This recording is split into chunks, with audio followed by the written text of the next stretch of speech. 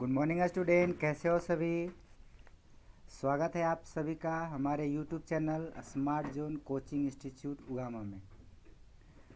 मेरे प्यारे दोस्तों, सभी छात्रों एवं छात्राओं, आज हम लोग देखने वाले हैं सेट 1 साइंस का। ठीक है, मॉडल सेट साइंस का प्रैक्टिस सेट जो है उसी का आज हम लोग सोल्यूशन देखने वाले हैं, सेट नंबर 1।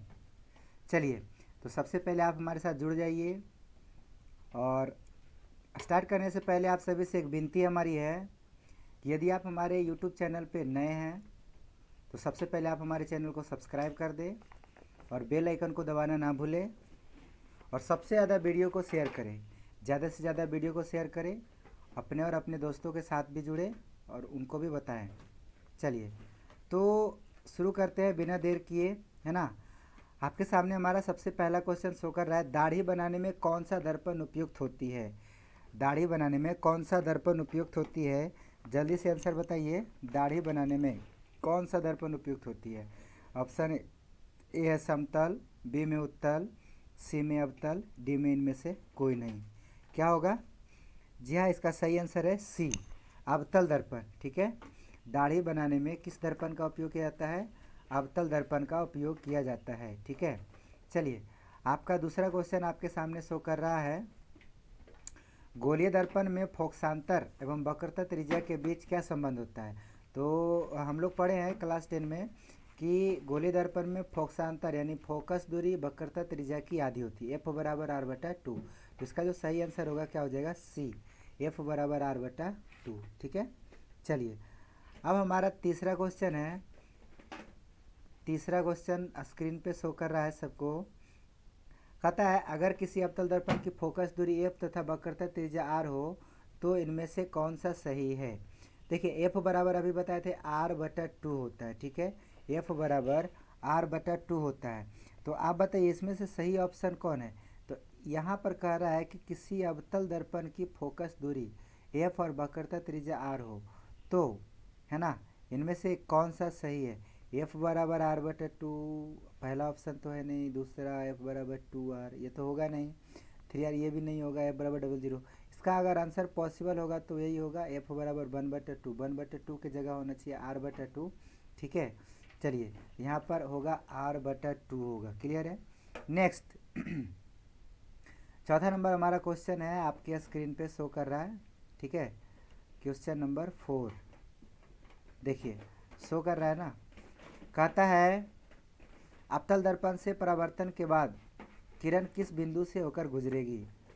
तो हम लोग पढ़े हैं, अवतल दर्पण से जब प्रकाश की किरणें परावर्तन करती है तो परावर्तन करने के बाद जो है ना वह फोकस दूरी से होकर गुजरती है। ठीक है, परावर्तन करने के बाद कहाँ से गुजरती है? फोकस दूरी से गुजरती है। ठीक है, तो इसका जो सही आंसर होगा वो बी हो जाएगा, फोकस दूरी एफ। ठीक है, चलिए, हमारा अगला प्रश्न है 5 नंबर। कहता है, समान दृष्टि के व्यास के लिए सुस्पष्ट दर्शन की अल्पतम दूरी यानी न्यूनतम दूरी क्या होगी।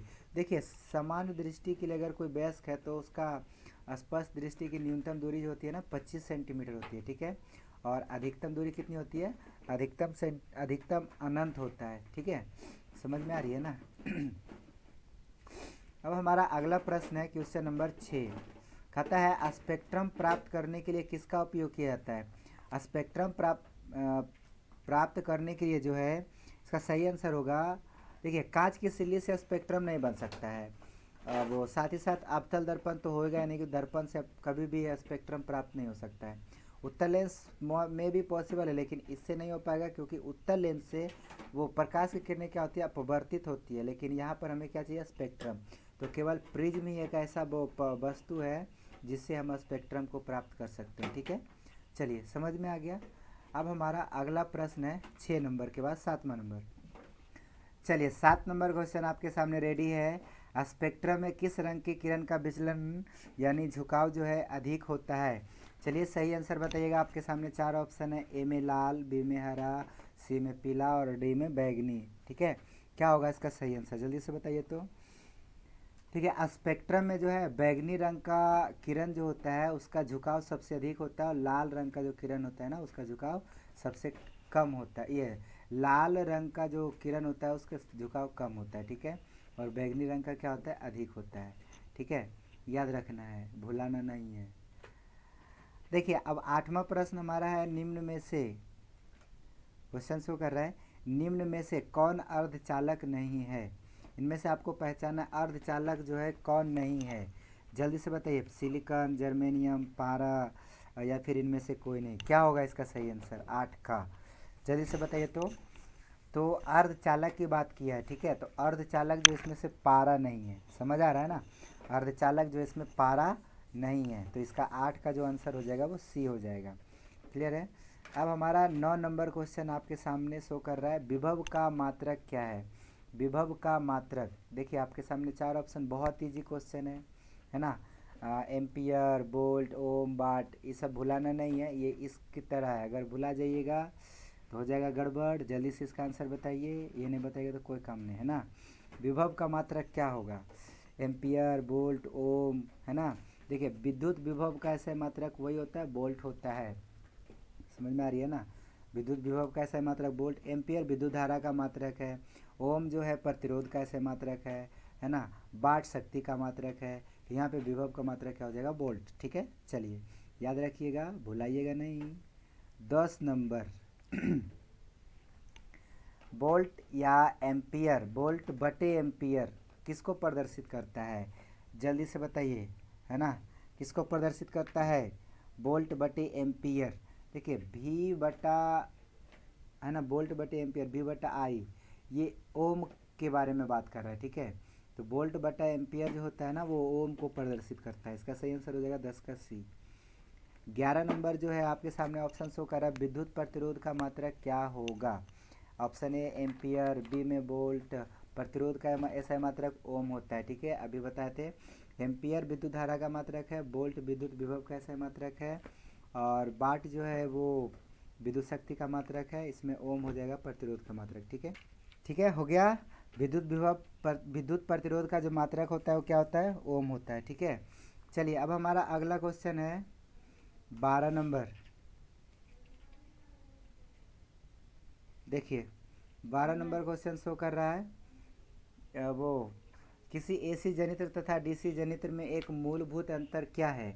देखिए एक अंतर पूछ रहा है कि एसी और डीसी में क्या अंतर है, जल्दी से आंसर बताइए। कहता है एसी जनित्र में विद्युत चुंबक होता है जबकि डीसी मोटर में अस्थायी चुंबक होता है, ठीक है। जल्दी से इसका आंसर बताइए क्या होगा। दूसरा ऑप्शन में है डीसी जनित्र उच्च वोल्टता का जनन करता है जबकि एसी जनित्र उच्च वोल्टता का जनन करता है, या फिर एसी जनित में सर्पी वलय होते हैं जबकि डीसी जनित में क्या होते हैं, दिक् परिवर्तनीय वलय होते हैं, ठीक है। चलिए क्या होगा इसका सही आंसर, तो इसका सही आंसर डी होगा, एसी जनित्र में सर्पी वलय होते हैं जबकि डीसी जनित्र में जो है ना दिक् परिवर्तक होता है, ठीक है। चलिए इसके बाद हमारा 12 नंबर हो गया। 13 नंबर क्वेश्चन नंबर 13 आपके स्क्रीन पे शो कर रहा है, जीवाश्म ईंधन कौन सा है, कोयला, पेट्रोलियम, प्राकृतिक गैस। बहुत ईजी क्वेश्चन है, जल्दी से बताइए इसका क्या होगा, जीवाश्म ईंधन, ठीक है। जीवाश्म ईंधन जो है इसमें से कोयला भी है, पेट्रोलियम भी है, प्राकृतिक गैस भी है, यानी सभी है, ठीक है।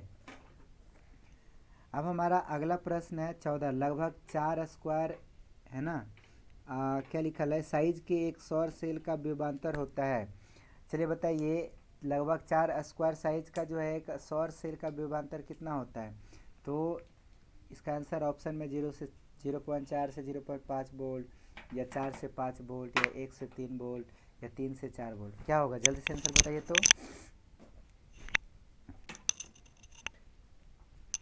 देखिए 4 स्क्वायर जो है ना साइज का एक सौर सेल है, इसका जो विभवांतर होगा वो लगभग 0.4 से 0.5 वोल्ट होगा, ठीक है, क्योंकि ये लगभग आधा के बीच में आता है, तो आधा के बीच में आई मीन 4 से लगभग 5 का 4-5 तो हो ही नहीं सकता इसमें, है ना।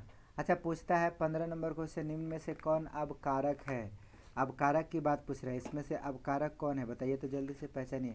H2CO, O2, H2S। 15 number question का आंसर क्या होगा, अबकारक। देखिए H2 हाइड्रोजन गैस हो गया, कार्बन मोनोऑक्साइड वो भी गैस हो गया, ऑक्सीजन गैस, अबकारक H2S हाइड्रोजन सल्फाइड, यही होगा सही आंसर, ठीक है। डी इसका सही आंसर है। कहता है 16 नंबर, श्वसन किस प्रकार का रासायनिक अभिक्रिया है? उपचयन, संयोजन, ऊष्माक्षेपी या ऊष्माशोषी? ठीक है, श्वसन बताइए। ये तो एकदम इजी क्वेश्चन है। 16 नंबर का, 16 नंबर का क्या होगा? देखिए, श्वसन से ऊष्मा निकलती है, तो श्वसन क्या है? एक प्रकार का ऊष्माक्षेपी अभिक्रिया है। उपचयन क्या होती है? उपचयन अभिक्रिया में जिसमें उपचयन अभिक्रिया जो होता है जिसमें उत्सर्जी पदार्थ जो है ना उसका उपापचय होता है, उपचयन कहलाता है। संयोजन जब कोई मतलब दो पदार्थ आपस में संयोग करता है तो संयोजन अभिक्रिया कहलाता है। ऊष्माक्षेपी जिसमें ऊष्मा निकलता है ऊष्माक्षेपी कहलाता है, और जिसमें ऊष्मा का अवशोषण होता है उसे ऊष्माशोषी कहते हैं। इसमें सही है क्या होगा? 16 का सी। ठीक है। 17 नंबर कहता है जल में घुलनशील क्षारक क्या कहलाते हैं? जल में घुलनशील क्षारक क्या कहलाते हैं? ऑप्शन ए अम्ल, बी क्षार, सी लवण, डी इनमें से कोई नहीं। जल में घुलनशील क्षारक को क्या कहते हैं? जल में घुलनशील क्षारक को क्षार कहते हैं। इसका सही आंसर होगा 17 का बी। ठीक है। उसके बाद हमारा अगला प्रश्न है, तनु HCl का पीएच मान कितना होता है? हाइड्रोक्लोरिक अम्ल का जो है पीएच मान कितना होगा? देखिए, एक प्रकार का तो अम्ल है। सबसे पहले अम्ल, वो भी तीव्र अम्ल है। इसमें से ऑप्शन में 6 हो नहीं सकता, 7 उदासीन का होता है और 8 क्षार का होता है। तो इसमें से सही आंसर क्या हो सकता है? 0। ठीक है। अगला हमारा 19 नंबर है, निम्न में कौन आयनिक यौगिक है? ऑप्शन में KHCl, बी में CCl4, सी में KCl, डी में CO2। बताइए 19 का सही आंसर क्या होगा? 19 का, जी हाँ सही बताइए, 19 का सी। इसका सही आंसर क्या होगा? सी, KCl, पोटेशियम क्लोराइड। ठीक है। क्वेश्चन नंबर 20, एसिटिलीन में कितने सहसंयोजी बंधन होते हैं? 20 का जो है आपके सामने ऑप्शन है 2, 3, 5, 7। एसिटिलीन में कितने सहसंयोजी बंधन होते हैं? तभी इसका आंसर बताइए जी। देखिए आप बताते हैं 20 का जो है एसिटिलीन में 5 सहसंयोजी बंधन होते हैं। ठीक है, क्या देखिएगा, एसिटिलीन में 5 सहसंयोजी बंधन होते हैं। ठीक है।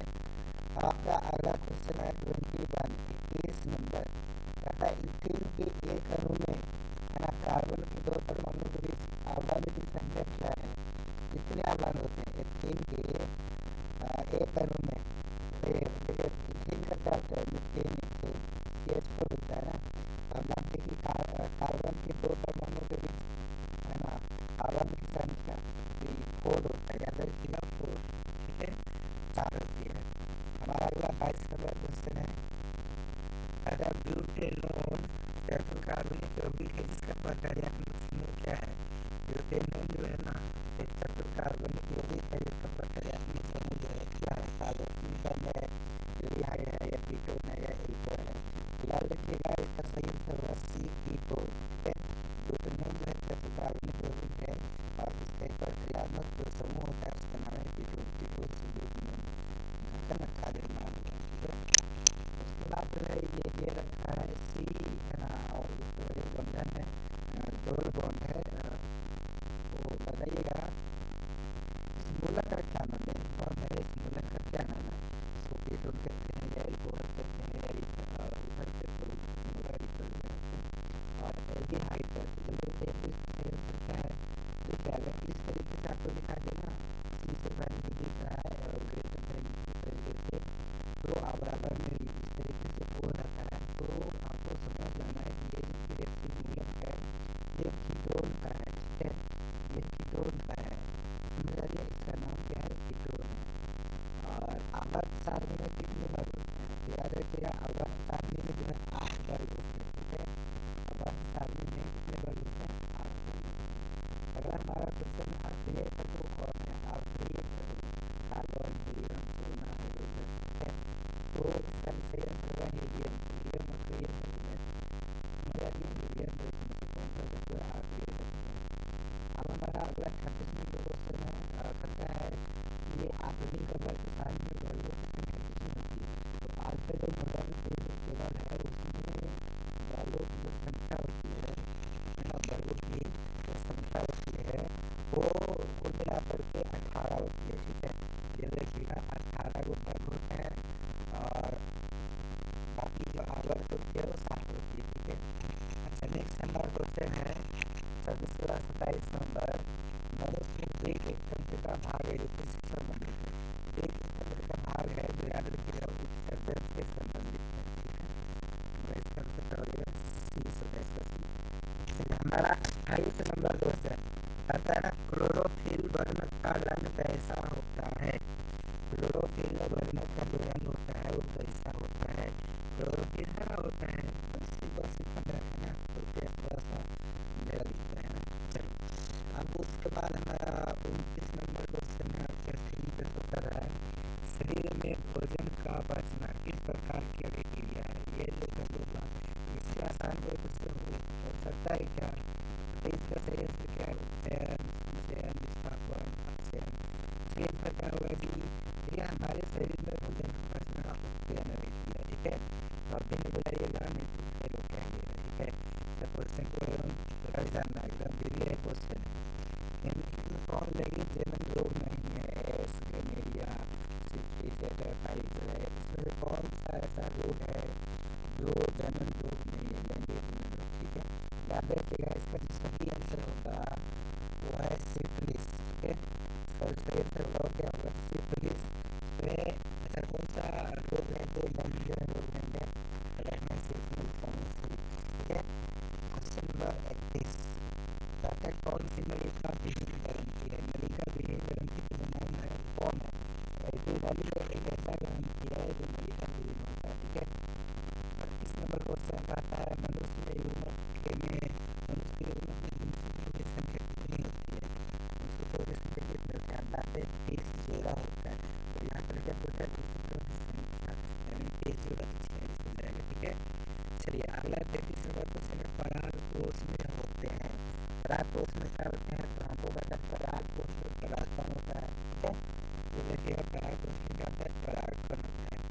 तो इसमें तने द्वारा कायिक प्रवर्धन होता है। तने द्वारा जो कायिक प्रवर्धन होता है इसमें होता है, तने द्वारा प्रोटीन में भी होता है, हल्दी में भी होता है, हल्दी में भी होता है, नायरिक में सभी होगा, ठीक है। अब हमारा 35 नंबर क्वेश्चन है, कौन सा एक चीज जैविक प्रकार द्वारा अत्यधिक होने पर वाला पदार्थ है, सूखा घास करता है, पॉलीथीन बैग है प्लास्टिक की बोतल, है ना।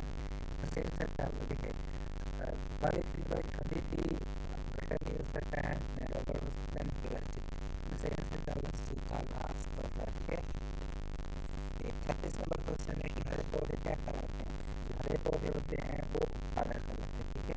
इसका ऑप्शन आंसर हो जाएगा ए। अब हमारा 37 नंबर का क्वेश्चन है, आता है ओजोन परत पाया जाता है वायुमंडल के निचले सतह में या वायुमंडल के ऊपरी सतह में या वायुमंडल के मध्य वाले सतह में या फिर इनमें से कोई नहीं। जल्दी आंसर हो जाए क्या होगा, तो ओजोन परत जो है देखिए एक में क्या होता है, सबसे पहले थर्मल मंडल है, फिर उसके बाद संताप मंडल है, उसके बाद ओजोन मंडल है। तो ओजोन मंडल बीच में आता है, ठीक है। यहाँ पर उसका वायुमंडल के सही से वायुमंडल के ऊपरी सतह में है ना, इसका सही आंसर क्या होगा, सी होगा, वायुमंडल के मध्य सतह में, क्योंकि नीचे छोट मंडल, संताप मंडल, ओजोन मंडल, आयन मंडल और लास्ट में क्या होता है वायुमंडल। इसका सही आंसर होगा वायुमंडल के मध्य सतह में, सी होगा, ठीक है। बड़े बड़े बांधों से होता है, बड़े बड़े बांधों से क्या होता है, सिंचाई की व्यवस्था है, बने बनता है, तो बताइए क्या होता है। याद रखिए बड़े बड़े बांध जो बनाने का मेन कारण होता है सिंचाई होता है, उसके साथ बहुत सारा मतलब खाद जुड़ा हुआ होता है, ठीक है। जैसे एक साथ में पानी को रखना, पानी का बिजली का उत्पादन करना, ठीक है। ऐसे बहुत सारे जो काम होते हैं एक साथ होते हैं, इसलिए बड़े बड़े बांधों को बनाया जाता है। यहाँ पर जो ऑप्शन होगा उसमें तो हो नहीं सकता, सूखा तो हो नहीं सकता, और बांध रहने से वन का विकास संभव नहीं होते, यहाँ सिर्फ सिंचाई की व्यवस्था की जा सकती है। इसका सही आंसर होगा ए। 39 नंबर क्वेश्चन है, वन संरक्षण का एक उपाय है, तो अधिक ऐसा इसमें से कौन सा उपाय फॉलो किया जा सकता है। नए वृक्षारोपण द्वारा वनों की कटाई पर रोक, जनसंख्या वृद्धि पर रोक, या इनमें से सभी। बताइए क्या होगा। देखिए वन संरक्षण अगर हम नया वृक्षारोपण करते तो भी होगा, वन की कटाई पर रोक लगाते तो भी वन संरक्षण होगा, जनसंख्या वृद्धि पर रोक लगाते तो से भी वन, जनसंख्या जितना ज़्यादा बढ़ेगा तो उतना ज़्यादा जो है क्या होता है वन का फैलाव घटेगा, और इसलिए हम कह सकते हैं इसमें से सभी जो है सभी वन संरक्षण का उपाय है, इससे हमारा आंसर भी हो जाएगा। और 40 नंबर लास्ट हमारा क्वेश्चन है वन संरक्षण का उपाय क्या है। फिर वही क्वेश्चन आ गया, हमें सेम होगा तो इसका भी डी हो जाएगा। ठीक है, वन संरक्षण का जो उपाय है वो डी है, डी तो आई होप सबको समझ में आ गया होगा और किसी को दिक्कत नहीं होगा। तो हमारा आपसे एक रिक्वेस्ट है कि इस तरह से हमारे चैनल पे पहले वीडियो बना करेगा है ना, रात में 7 बजे क्लास 10 के लिए स्पेशल है, और उसमें जो है कि इससे प्रैक्टिस जो है डेली किया जाएगा और लेवल पर। जैसे कल आप लोग को हिंदी प्रोवाइड किया गया था और आज साइंस प्रोवाइड किया गया है, और इस तरीके से नेक्स्ट डे हो सकता है जो भी सब्जेक्ट हो कल आप यूट्यूब पे देख लीजिएगा। तो सबसे पहले आप हमारे चैनल पे नए हैं तो आप वीडियो को सबसे पहले सब्सक्राइब कर दें, और ज़्यादा से ज़्यादा अगर वीडियो अच्छा लग रहा है तो शेयर करें और कमेंट करके बताएं कि वीडियो आपको कैसा लगा। ठीक है, आपका कमेंट का हमें इंतज़ार होता है, क्योंकि आप जितना कमेंट अच्छे करेंगे और बताएंगे हमें तो उस हिसाब से हमें वीडियो बनाने में थोड़ा मन लगता है। ठीक है, और ऐसे कमेंट्स होता है कि हमारा वीडियो जो है कैसा है, मतलब बता रहे हैं ना। चलिए